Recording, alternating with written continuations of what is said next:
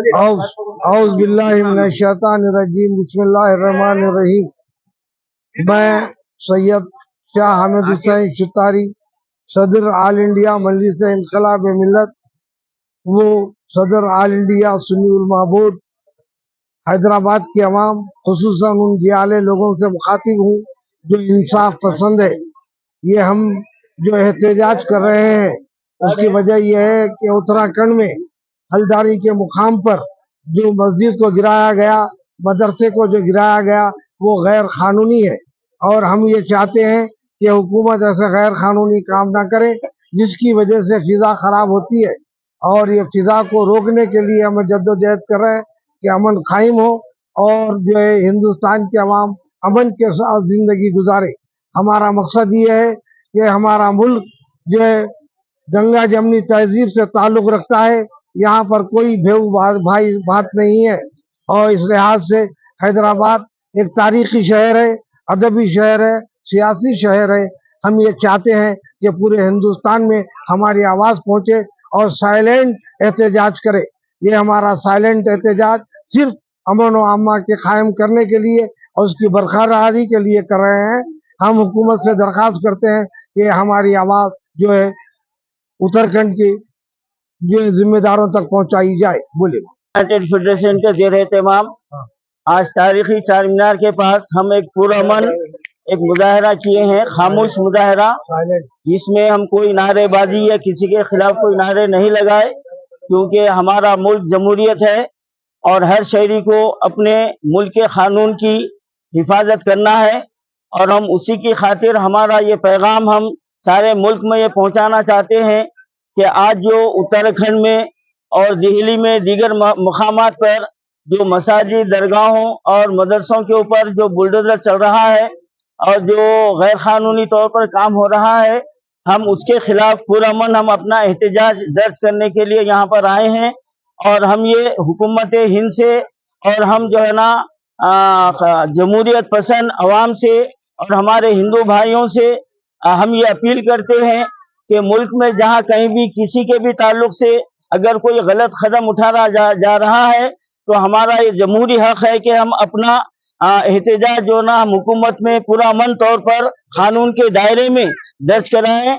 आज हम इसीलिए यहाँ पर चार मीनार के पास हम जमा हुए हैं और हम पुर अमन तरीके से हम बिल्कुल खामोशी से अपना पैगाम यहाँ पर हुकूमत हिंद को दे रहे हैं।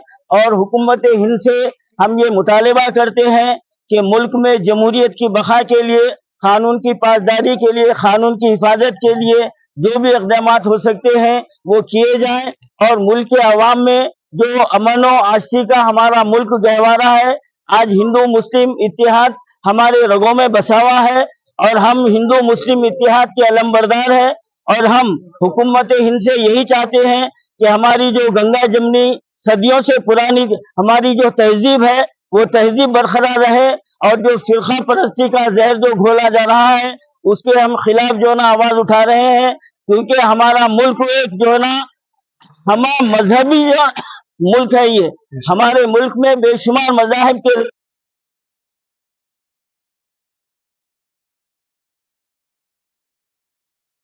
अच्छा अमन का पैगाम। आदाब। हमने आज चार मीनार के दामन में पीसफुल प्रोटेस्ट किया है उत्तराखंड सीएम और सेंटर की हुकूमत के खिलाफ। देखा जाए हमारा जो प्रधानमंत्री है वो हिंदुस्तान की आवाम के हित में काम नहीं कर रहे हैं, अपनी कुर्सी अपनी रियासत बचाने के काम कर रहे हैं। वो बौखला गए हैं कि उनको पता चल गया है कि वो एमपी इलेक्शन में जीतने वाले नहीं हैं, इसीलिए बौखलाहट में हिंदू मुस्लिम किया जा रहा है, गाय के नाम पे मारा जा रहा है, राम के नाम पे मारा जा रहा है। कहते हैं जय श्री राम बोलो न तो मार डालेंगे।